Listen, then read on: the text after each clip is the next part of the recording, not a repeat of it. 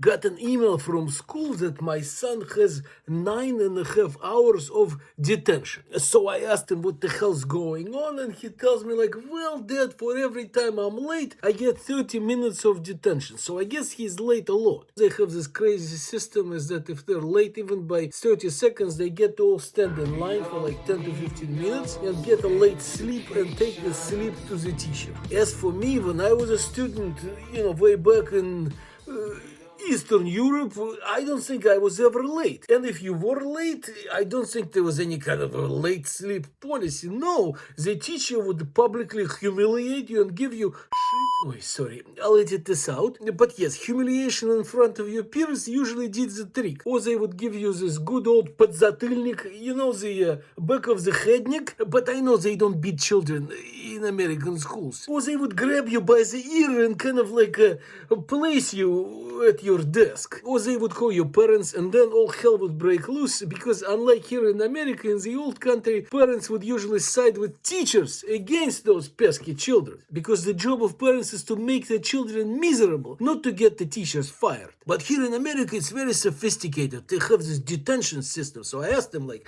what happens in this detention? Do they beat you? He said, no. Is it like a camp? Do you wash the dishes? I don't know, mop floors, hard labor? Or is there some small school jail in the dungeon? Or do you get to polish trophies like in the Harry Potter? On detention would find you hanging by your thumbs in the dungeons. Or do they at least make you play Jumanji? Dr. Bravestone. But no, my son tells me that what detention means is that you sit there and you get to do homework.